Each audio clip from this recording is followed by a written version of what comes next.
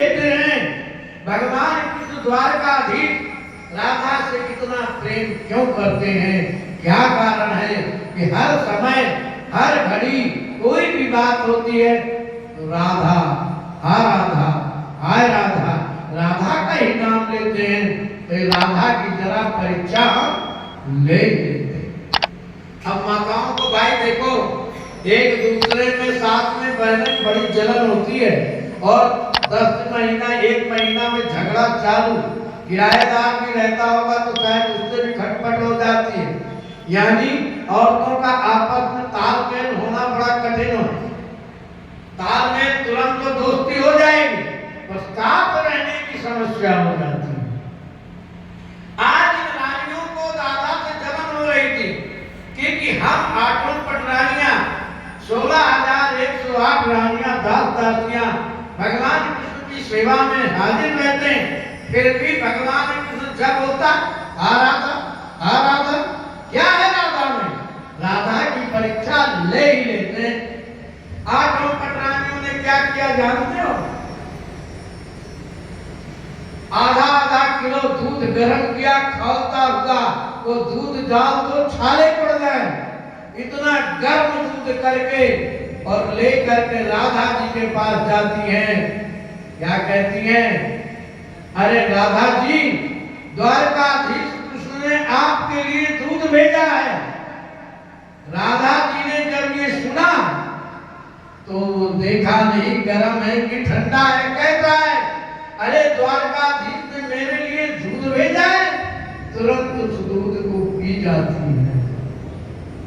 जिसके हृदय में, जिसके मन में हर वक्त हर घड़ी कृष्ण ही बसा हो, उसका कोई क्या बिगाड़ सकता है? इधर राधा जी को तो कोई असर नहीं हुआ, सारा दूध पी गई और बोले बड़ा स्वाद आया, द्वारकाधीश ने भेजा था, मेरा सौभाग्य है द्वारकाधीश ने दूध तो भेजा। अब 8 पटरानियां वहां से चलकर आई अपने शिविर में, चर्चा करती हैं कि हमने कितना गर्म दूध दिया और राधा जी को कोई असर नहीं हुआ। अब आए जब देखा क्या है, चारपाई में भगवान कृष्ण लेटे हुए हैं, पूरे शरीर में छाले पड़ गए हैं और क्या कहते हैं? हाय राधा, हाय राधा, हाय राधा। अब 8 रानियों रुक्मणी याद ने देखा, बोले महाराज जी आपके शरीर में छाले कैसे पड़ गए? बोले किसी ने हमारे भक्त को गर्म दूध पिला दिया है, इसीलिए वो मेरे शरीर में छाले पड़ गए। मैं अपने भक्त के हृदय में निवास करता हूँ, इसलिए वो गर्म दूध जो था वो मेरे शरीर पे छाले पड़ गए। 8 रानियां समझ गई ये गलती तो हमने किया है, तुरंत भगवान के चरणों में गिर गई और क्षमा मांगने लगी। भगवान ने कहा हाँ, अब इसका प्रायश्चित करना ही पड़ेगा तुम्हें। अब जब तक यहाँ रहो, राधा जी के पास रहो, मेरे से दूर रहो और राधा जी की सेवा करो, झाड़ू लगाओ, पैर दबाओ, उनकी सेवा में। ये उनको दंड दिया गया। इस प्रकार सूर्य ग्रहण के अवसर पे सभी मिले और राधा जी की रानियों ने परीक्षा किया और फिर सूर्य ग्रहण के अवसर पर स्नान करने के बाद वहां से लौट करके भगवान द्वारिका आ जाते हैं। द्वारिका में अनेक प्रकार की लीला करते हुए अब भगवान कृष्ण अनेक प्रकार की इस प्रकार लीला करते हैं। अब इधर भगवान कृष्ण का मित्र कौन था जब पढ़ने गए थे? सुदामा। सुदामा ब्राह्मण गुजरात प्रांत के पोरबंदर नगरी के निवास करने वाले थे। वो चने श्रापित थे, उन चने को खाने से सुदामा जी दरिद्र हो गए, गरीब हो गए, भिक्षा यापन करके, भीख मार करके अपने जीवन यापन करते थे। परंतु उनकी दिनचर्या कैसी है कि रोज 10,000 गायत्री मंत्र का जप करते, 5 घर भिक्षा मांगने के लिए जाते थे। 5 घर की भिक्षा याचन में जो मिल जाए उसी में संतुष्ट रहते थे। परंतु भैया जब समय खराब होता है ना तो भीख भी नहीं मिलती है। और राजा नल पे पड़ी विपत्ति। राजा नल पे जब आपत्ति समय खराब हुआ तो खूंटी उनका हार खा गई थी। कील पर उन्होंने हार रखा, वो हार कील खा गई। यानी जब समय खराब होता है तो भाई कोई किसी का नहीं होता है। आज यहाँ पर को भिक्षा भी नहीं मिलती है। लोग अनेक प्रकार के ताड़ना देते हैं। महाराज सुदामा जी भिक्षायाचन करने जाते, कभी नहीं मिलता कुछ, 2 दिन 3 दिन पानी पीकर रह जाते हैं। सुदामा जी का यहाँ विवाह सुशीला नाम की एक कन्या के साथ हुआ था और कुछ दिन बाद 2-4 बच्चे भी हो गए। एक घास की झोपड़ी में निवास करते हैं और उस घास की झोपड़ी में निवास करते हुए अपने जीवन को यापन करते हैं। 2 दिन 4 दिन जब भूखे रहते हैं, बच्चे भूख से तड़फड़ाते हैं, तो सुशीला को जरा दया आती है बच्चों पर। अपने पति सुदामा से निवेदन करती है कि हे पति देवता, अब तो कोई उपाय करना ही चाहिए। जब सुशीला ब्याह करके आई थी तो एक दिन सेवा कर रही थी तो सुदामा जी ने बताया था, कृष्णा शासित सखा कश्चित ब्राह्मणो ब्रह्मवितम। सुदामा जी ने क्या कहा था? कृष्ण द्वारकाधीश मेरे सखा हैं, मित्र। आज सुशीला कहती है कि आपने बताया था द्वारकाधीश कृष्ण आपके मित्र हैं, सखा हैं, तो आप द्वारका जाइए और हमारी एक गरीबी, हमारी दरिद्रता दूर हो जाए। लोग कथाकार लोग अनेक प्रकार से कहते हैं। यहाँ सुखदेव जी महाराज राजा परिचय से कहते हैं, राजन वो ब्राह्मण कैसे हैं सुदामा जी? विरक्त इंद्रार्थे शांतात्मा हस्तेन्द्रिया। सुदामा जी विरक्त हैं और इंद्रियों पर कंट्रोल है और जितेंद्रिय है, उन्हें किसी प्रकार की लालच नहीं है। लोग भगवान का भजन करते हैं। जब सुशीला ने ऐसा कहा द्वारिका चले जाओ और हमारे दुख दूर हो जाएंगे, तो सुदामा जी क्या कहते हैं जानते हो? सुदामा जी कहते हैं, अरे ब्राह्मण के धन केवल भिक्षा। अरे सुशीला, ब्राह्मण का धन क्या होता है? साधु संतों का धन क्या है? भिक्षायाचन कर लो और भगवान का भजन करो, यही धन है। हम क्या करेंगे धन संपत्ति को? तब परंतु जब इस प्रकार कई महीने गुजर गए, बच्चे भूखे रहते हैं। अब घर में जब पत्नी घर वाले को शाम की बेला में रोज ये कहे, ये काम करो, ये काम करो, ये नहीं किया, वो नहीं किया, तो एक दिन घर वाले का भी मन होता है भैया इस घरवाली की बात मान ही लो, नहीं रोज ही रोज कहती है। सुदामा की पत्नी रोज इस बात को कहती है, द्वारिका जाओ, द्वारिका। एक दिन सुदामा जी ने कहा, ठीक है तुम रोज कहती हो कि द्वारिका जाओ, चल भाई तेरी बात मान ही लेते हैं, मैं द्वारिका जाने को तैयार हूँ, पर द्वारिकाधीश को भेंट में कोई गिफ्ट तो देना चाहिए। वो हमसे छोटे हैं, राजा हैं, हमारे पास कुछ है नहीं, गिफ्ट में भेंट क्या करेंगे? तो भैया जिसके घर में खाने का दाना नहीं, कपड़े नहीं, रहने का ठिकाना नहीं, वो गिफ्ट क्या देगा? अब आज किसी का घरवाला ऐसा बोल दे तो घरवाली क्या कहे? घर में लाके कुछ रखा है कि बातें करते हो? परंतु सुशीला ने यूं नहीं कहा। सुशीला ने कहा, ठीक है मैं गिफ्ट की व्यवस्था करती हूँ। गांव में 4-5 घरों में मांग करके सावा के 4 फल लाई और घर में बहुत पुराने कपड़े पड़े थे, 4 सुई धागे लेकर के 8-10 परत करके सिल करके उसमें पोटली बना के चावल को बांध। और कहा कि मेरी तरफ से भेंट है, द्वारकाधीश को ये भेंट मेरी तरफ से दे देना। भाई चावल की पोटली लेकर हाथ में एक लोटा धोती और लाठी डंडा लेकर सुदामा जी चल पड़ते हैं। सुदामा जी जब चल पड़ते हैं, 1 किलोमीटर 2 किलोमीटर गए होंगे, एक पीपल का पेड़ आया, वृक्ष जो कई दिनों से खाया पिया नहीं हो, पानी पीकर रहा हो, वो पैदल कहाँ जाएगा।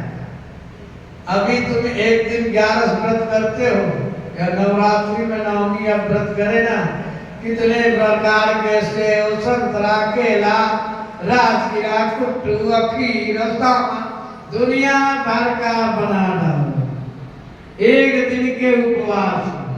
अब जब महीनों जो व्रत किया हो, पानी पीकर रहा हो, उसके यहाँ कुछ है ही नहीं है, तो उसकी गति क्या। और इतना खाने के बाद क्या कहते हो जानते हो, अरे मैंने उपवास किया, मुझसे काम नहीं होने वाला है, मैं कोई काम नहीं, इतना माल खा गए अभी भी भूखे, काम नहीं होने वाला, एक बहाना है। यानी फिर भी सुदामा जी महीनों से भूखे हैं और पैदल चल पड़े। 2 किलोमीटर जाने के बाद सज्जनों क्या किया, थक गए, हार गए, पीपल के वृक्ष के नीचे बैठ गए और तो उनको क्या नींद आ गई, नींद आई, थके हुए थे, नींद आ गई। और जब नींद आ गई,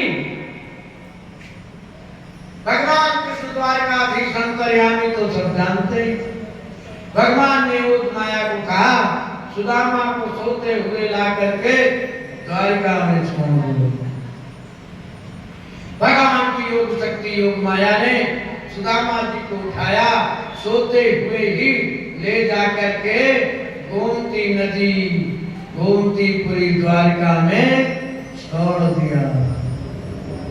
सुबह हुई, नींद खुली, सुदामा जी ने स्नान ध्यान किया और देखा मैं तो पीपल पेड़ के नीचे सोया था, ये कहाँ आ गया। 3-3 मंजिल के मकान, बड़े बड़े बिल्डिंग बनी हुई है, मैं कहाँ आ गया। किसी से पूछा भाई इस नगरी का क्या नाम है, तो बताया इस नगरी का नाम है द्वारिका।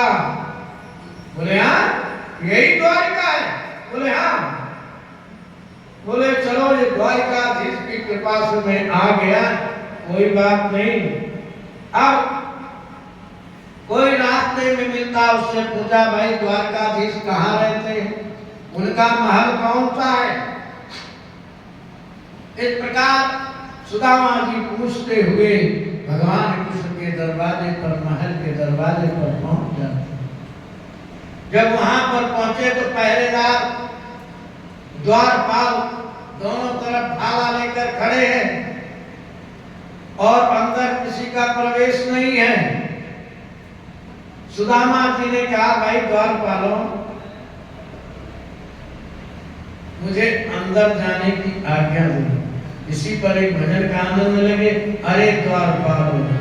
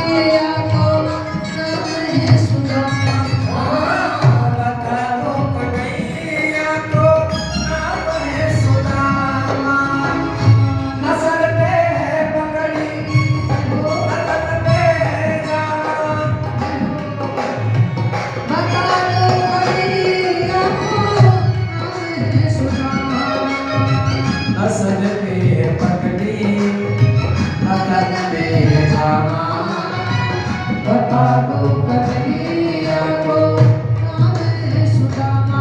ओ बता दो कन्हैया को नाम है सुदामा। नहीं मानते हो मोहन से दुखे तो नहीं मानते हो मोहन से कह दो मेरे सखावत नसीब आ गया है। मेरे सखावत नसीब आ गया है। भटकते भटकते न जाने कहाँ से भटकते भटकते न जाने कहाँ से तुम्हारे महल के करीब आ गया है। तुम्हारे महल के करीब आ गया है। ओ अरे बार मानो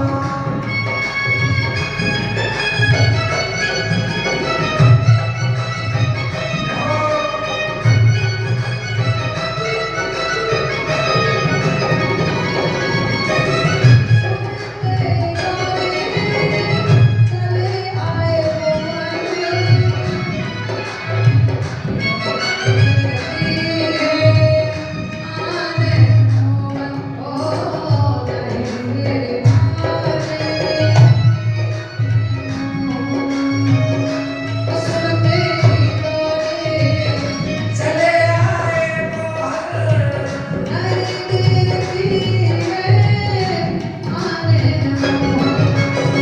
सुनते ही दौड़े चले आए मोहन लगाया गले से।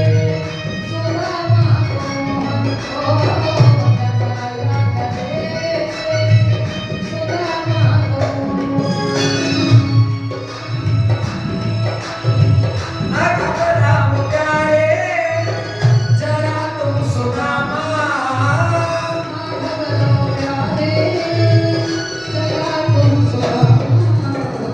उसी का देखा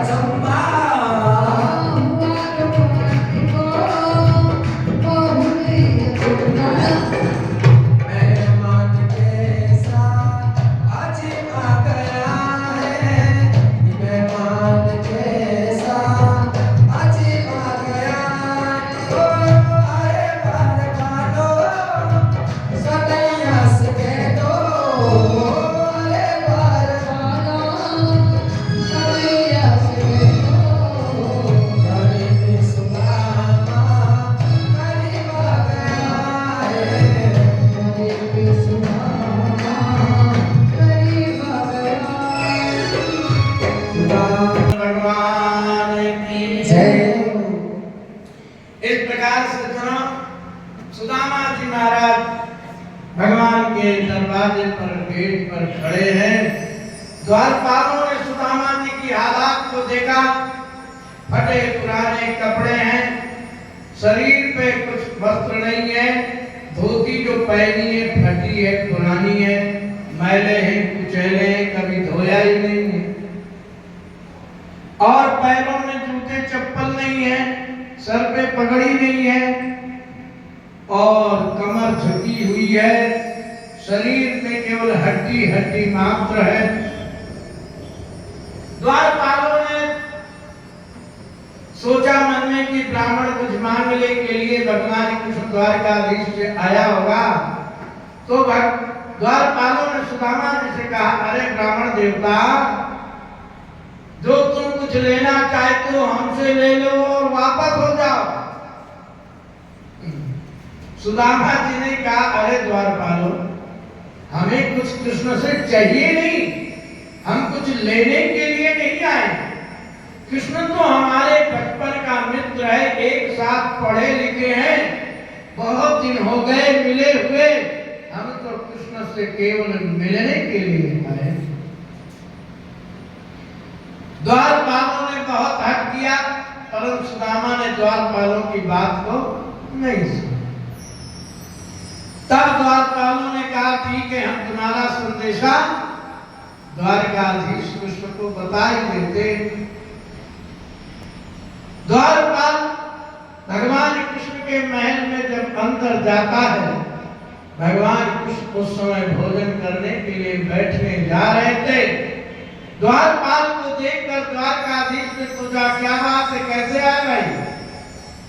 तो द्वारपाल ने कैसे सुदामा का वर्णन करता है, शरीर की उसकी दशा का, किसी कवि ने इस पर बड़ा सुंदर लिखा है। सभी जानते हैं, हिंदी के छात्र जो पढ़ते होंगे, पढ़ने में भी आता था। कवि नरोत्तम दास जी ने लिखा है, शीश पगाना जगातन पे, न जाने को आही बसे के ही गावा, धोती फटी सो लटी दुपटी, अरुपाय उपा न हटी नहीं सो,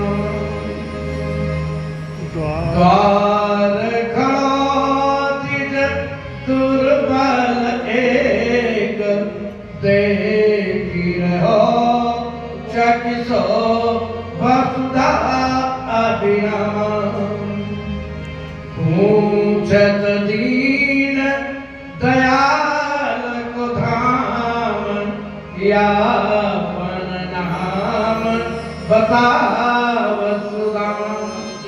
द्वारपाल ने कहा, महाराज, शीश पगान जगा तन, सिर पे पगड़ी नहीं है, शरीर पर कुर्ता सिले वस्त्र नहीं है, और शरीर की धोती जो पहनी उसकी क्या विवरण किया है इसमें, सुंदर कवि की कल्पना है। धोती फटी तो लटी दुपटी, फटी तो है ही है, फिर उस पे लटी है, फिर उस पे दुपटी है, धोती फटी तो लटी दुपटी, और पान उपाना ही नहीं सुना, और पैरों में जूते चप्पल की औकात नहीं है उसकी, पैरों में जूते चप्पल नहीं है, और वो ब्राह्मण दुबला पतला है, कमजोर है। द्वार खड़ो तिज दुर्बल एक, देखी रहो चकिसो वसुधा अभिराम। महाराज, वो ब्राह्मण आपके महल को यहाँ पर और द्वारिका में जितने मकान हैं, इनकी सुंदरता बनावट को वो चकित होकर आश्चर्य होकर देख रहा है, और आपके महल को, आपके मकान को पूछता है। पूछत दीन दयाल को धामा, बतावत आपन नाम सुदामा। महाराज, और आपके धाम को, आपके मकान को, आपके कमरे को पूछ रहा है, और आपको कहता है मैं बचपन का मित्र हूँ, दोस्त हूँ, और अपना नाम सुदामा बता रहा है। सुदामा, भगवान ने कहा सुदामा। सुदामा नाम पढ़ने से, सुदामा का नाम सुनते ही भगवान थाली को रुक्मणी को एक तरफ धक्का दिया और भगवान दौड़ पड़े, एक चाटी में एक सांस में दौड़ करके और दरवाजे पर आए तो सुदामा इधर द्वारपाल को जरा देर हो गई थी। सुदामा जी ने मन में विचार किया, भाई लाला कन्हैया तो द्वारका का राजा है, हम गरीब ब्राह्मण हैं और हमसे मिले कि नहीं मिले, अब आवे कि नहीं आवे, इसलिए वहां से चल पड़ते हैं।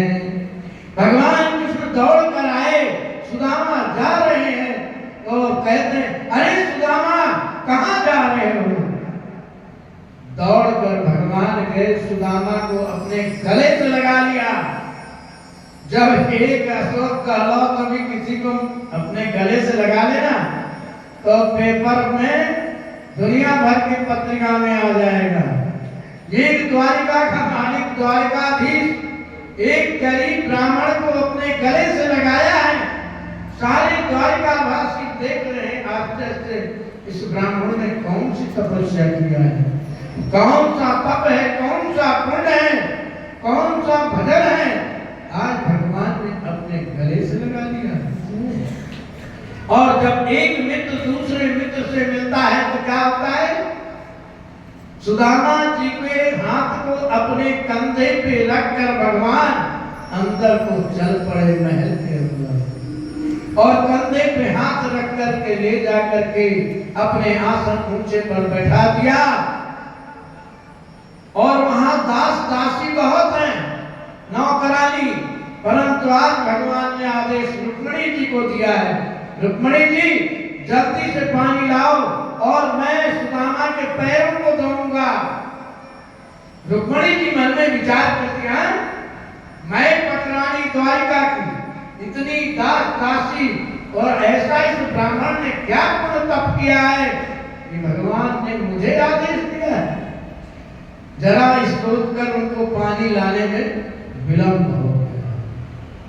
भगवान ने तुरंत फुर्ती से अपने हाथों से परात उठाया और कवि की कल्पना, कवि क्या कहता है, देखी सुदामा की दीन दशा, करुणा करके करुणा निधि रोए, और पानी परात को हाथ छुए, नैनन के जल सो पग दोए। भगवान द्वारकाधीश ने पानी की जरूरत ही नहीं पड़ी। सुदामा की दशा को देख करके भगवान इतना रोए हैं। कवि कहता है, देख सुदामा की दीन दशा, करुणा करके करुणा निधि रोए, पानी परात को हाथ छुए। पानी में तो पानी को छुआ ही नहीं है, जो उनके आंखों के आंसू निकले हैं धारा, उसी से सुदामा के चरणों को धोया है। पैरों की क्या दशा है जानते हो? कवि कह रहा है, ऐसे हाल बिहाल बिमाइन तो पग कंटक जाल लगे पुनि जोए। पैर की क्या दशा है? बिवाइयां फटी हैं। बिवाइयां जानते हो, जिनको सर्दियों में फट जाए, घर में फर्श में मोजे नहीं रखता हो, आजकल तो चप्पल हम भी रखते हैं भाई। बिवाइयां फट जाती हैं और जब बिवाइयां पहले हमारे घोड़ों में फटती थी, बिवाइयां फट जाती हैं सर्दी में, और कहते हैं ना, कहावत हिंदी में भी मुहावरा है, जाके पैर न फटी बिवाई, वो क्या जाने पीर पराई।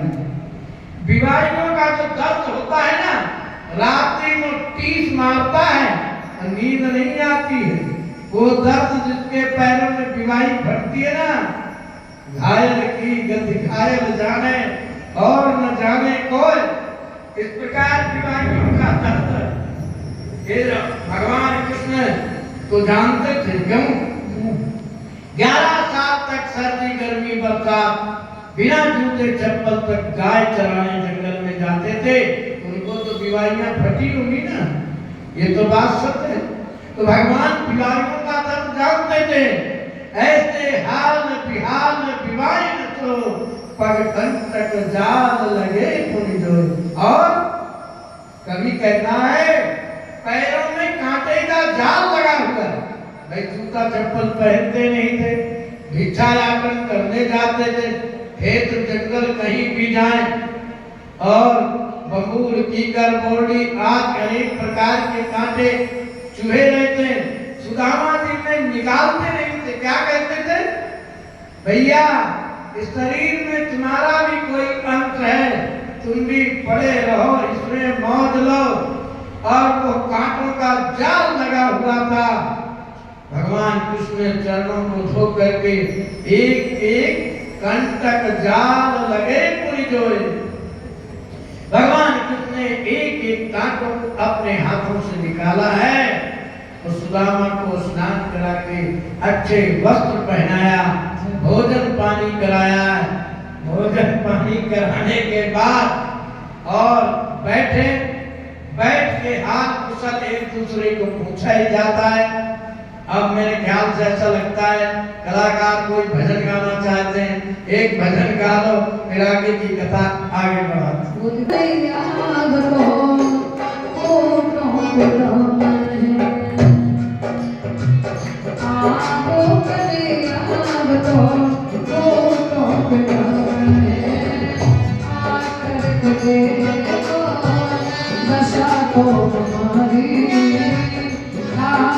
देखो दशा को हमारी, तेरे दर पे आया सुदामा के भाई। आगो कन्हैया आगो मुरारी, तेरे दर पे आया सुदामा के भाई।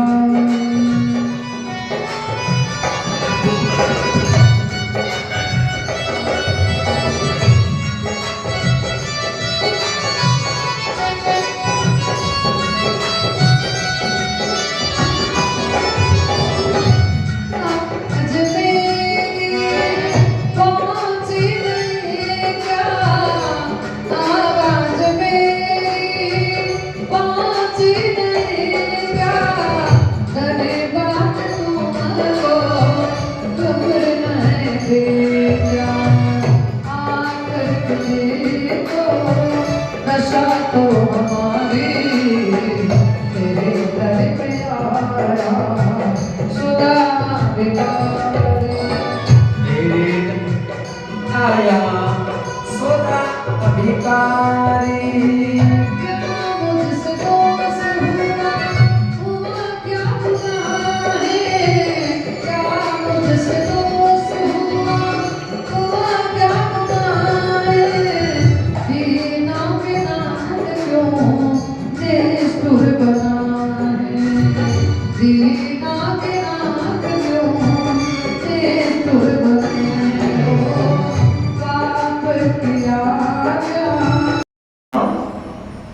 भगवान द्वारकाधीश कृष्ण ने सुदामा जी का बड़ा सम्मान किया। अब जब दो मित्र मिलते हैं, दोस्त बचपन के, तो आपस में हर चर्चाएं होती है। सुदामा जी ने भगवान कृष्ण द्वारकाधीश से पूछा, लाला, सुदामा जी लाला ही कहते थे, और तुमने कोई विवाह किया है, तुम्हारा विवाह हुआ है कि नहीं हुआ? भगवान कृष्ण हंसकर बोले, सुदामा जी अभी मैं अपना विवाह का परिचय बताता हूं। आपकी कृपा से, आपके आशीर्वाद से एक नहीं हजारों विवाह हुए हैं। पूरी सही गिनती की बात नहीं किया, बोले हजारों बात विवाह हुए। बोले लाला फिर भेजो, मैं आशीर्वाद दे दूं। बोले ठीक है महाराज, अभी बुलाता हूं। रुक्मणी जी को आदेश दिया भगवान ने कि सभी रानियों को बुला लाओ। लाइन लग गई अंदर से बाहर तक 16,108। अब बताओ कहां तक लाइन होगी? यहां से जालौरी गेट तक भी नहीं पूरा होगा। तो कहने का अर्थ ये, लाइन लग गई। रुक्मणी जी का नंबर सबसे पहले था, भाई सबसे बड़ी पटरानी थी, पहले विवाह होता। रुक्मणी जी ने आकर के सुदामा जी के चरणों में जैसे नमस्कार किया, प्रणाम किया, तो सुदामा जी ने आशीर्वाद दिया, सौभाग्यवती। सत्यभामा जी आए, चिरंजीव हो। जामवती जी आई, अखंड सौभाग्यवती हो। यानी आठों पटरानियों को तो अच्छा आशीर्वाद मिला। फिर अब लाइन टूटी नहीं रही, एक आए, दो आए, चार आए, पांच आए, 100 तक तो सुदामा जी ने अच्छी तरह से आशीर्वाद दिया। बाद में सुदामा जी का हाथ ही थक गया, उठाते उठाते, बोलते बोलते बेचारे थक गए, कमजोर आदमी। अब सुदामा जी ने कहा, लाला आखिर कभी इनका अंत भी है, कितना विवाह किया है। भगवान कृष्ण कहते हैं 16,108। बोले तो इतना विवाह किया, कोई कार्ड नहीं भेजा, निमंत्रण नहीं भेजा, कभी हमें याद नहीं किया, बुलाया नहीं। भगवान ने कहा, सुदामा जी जब ये नौबत आई हो तब ना, बिना मुहूर्त के, बिना घड़ी के, बिना बारात के सब मेरे विवाह अचानक हुआ है। मैं किसी सगा संबंधी को बुलाया ही नहीं, अवसर ही नहीं मिला, और इतने विवाह हो गए। बोले हाँ, ये कथा हम बताएंगे। तब सुदामा जी ने कहा, लाला फिर मैं तो थक गया, ऐसा करो तुम अकेले आकर मुझे प्रणाम कर लो और मैं तुम्हें आशीर्वाद देता हूँ, तुम सबको आशीर्वाद दे देना। भगवान कृष्ण ने प्रणाम किया, सुदामा जी ने आशीर्वाद दिया। सब रानियों को कहा, भाई अपने अपने महल में जाओ। सब चले गए। रात्रि व्यतीत हुई, सुबह हुआ, फिर स्नान ध्यान हुआ। उसके बाद भगवान कृष्ण ने फिर सुदामा जी से पूछा, पूछ रहे थे कि सुदामा जी, मैंने तो अपने सारे विवाह का परिचय बता दिया, मेरा विवाह कैसे हुआ, तुम्हारा भी कोई विवाह हुआ है कि नहीं हुआ। सुदामा जी ने कहा, हाँ लाला, भगवान की कृपा से एक सुंदर पत्नी है जिसका नाम सुशीला है, सुंदर सीलों पे चलने वाली है, बड़ी पतिव्रता नारी है, और उसी ने जिद करके तुम्हारे पास मुझे भेजा है। तो भगवान कहते हैं, तो मेरी भाभी ने मेरे लिए कुछ गिफ्ट तो भेजा होगा, उपहार भेंट। अब सुदामा जी मन में विचार करते हैं, सज्जनों, कितना बड़ा द्वारिका का मालिक, इसके मैं चावल भेंट में कैसे दूं।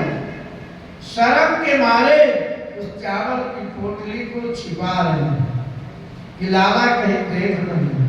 पर परमात्मा अंतर्यामी है, उनसे क्या छिपा हुआ। उन्होंने पोटली देखा और एक झटका मारा, और पोटली तो सड़ी कपड़े में बंधी हुई थी, सिली होके फट गई, सारे चावल फर्श पे बिखर गए।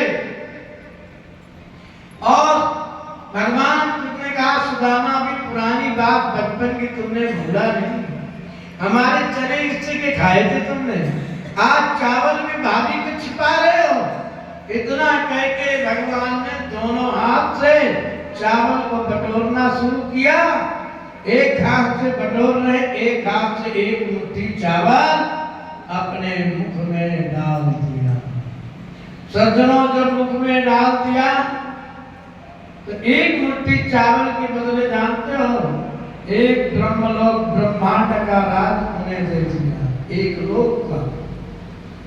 दूसरे मुट्ठी में जैसे हाथ लगाया, रुक्मणी जी ने जरा आंखें टाइट करके देखा भगवान को। देखो, घर में जब पति कोई ज्यादा करने लगे तो घरवाली, 4 आदमी बैठे हैं तो बड़ी टाइट नजर से देखती, सावधान, बंद हो जाओ। अब है उतने पर भी नहीं माने तो फिर दरवाजा खटखटाती, इधर आओ, अंदर आओ।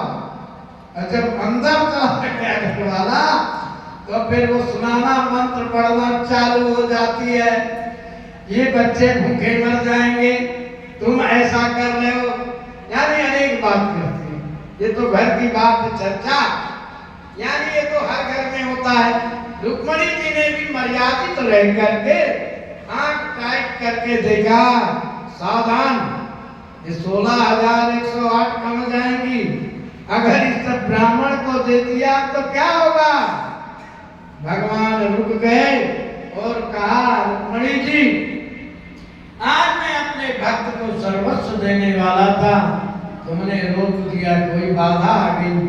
अब एक ही मुट्ठी चावल का एक लोक का राज दिया है।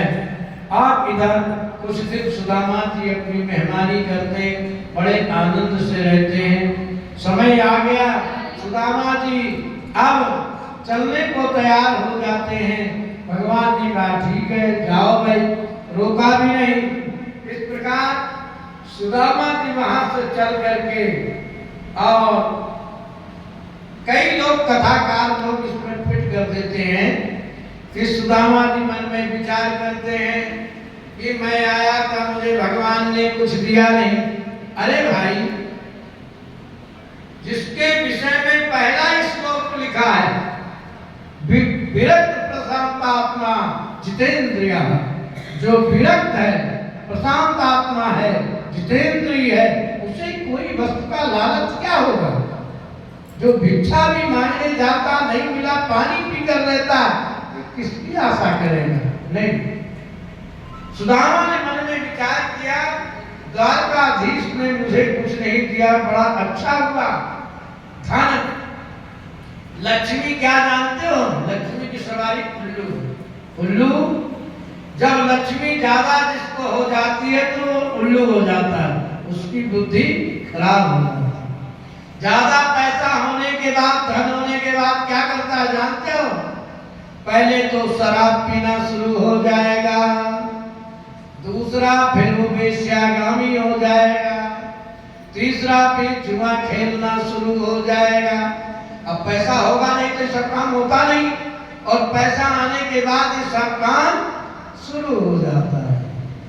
और कभी और लक्ष्मी का सदुपयोग जब करे तो दान पुण्य भगवत भजन भागवत यज्ञ आदि में लगाते हैं लोग, और दुरुपयोग में लगाते हैं तो भैया क्या है, फिर वो लक्ष्मी रहती नहीं है, किसी बहाने चली जाती है।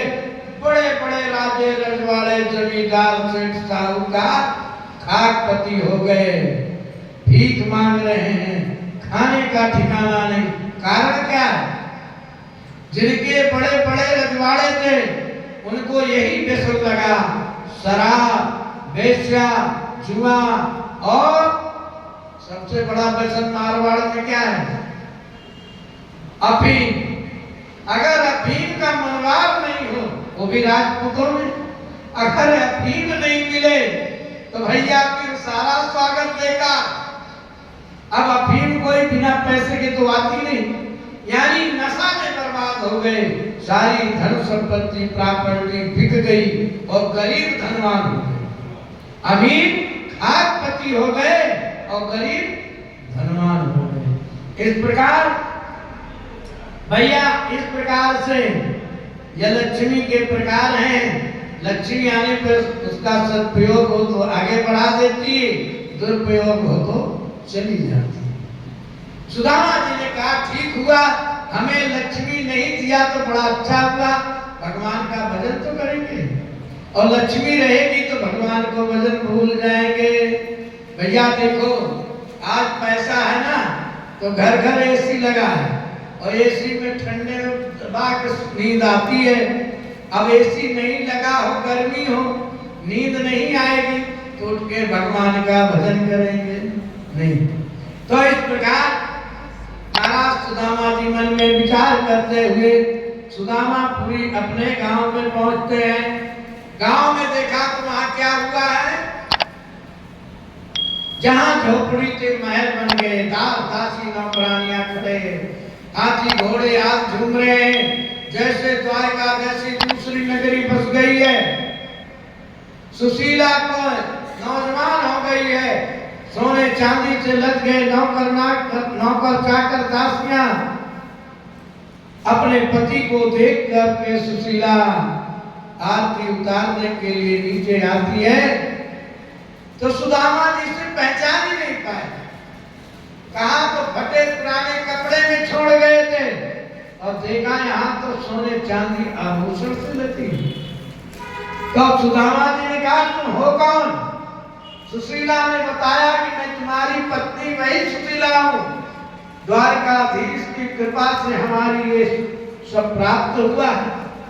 सुदामा जी ने कहा रे बावरी ये तुझे मुबारक हो। मैं तो जाके जंगल में ही भजन करूंगा, उस महल में नहीं रहता, तुम ही रहो। सुशीला ने कहा जब तुम नहीं रहोगे तो मैं क्या करूं, मैं भी तुम्हारे साथ चलती हूँ। तब तक भगवान द्वारकाधीश प्रकट हो गए और दोनों को समझाया कुछ समय यहाँ भजन करो, उसके बाद मेरे परम धाम को प्राप्त हो गए। भगवान इस प्रकार सुदामा जी को उनकी भक्ति और उनके प्रेम बस उनकी तपस्या के कारण उन्हें वैभव संपन्न किया। आज वो नगरी का नाम पोरबंदर है। इसी प्रकार जब सुदामा की कथा कह करके सुखदेव जी महाराज जरा मौन हो जाते हैं तो राजा परीक्षित ने फिर पूछा महाराज मेरे मन में एक शंका है, मेरी दादी का विवाह दादाजी के साथ कैसे हुआ? भगवान द्वारकाधीश ने अपनी बहन मेरे दादा के साथ कैसे विवाह किया? ये सारी कथा से विस्तार से बताने की कृपा करें।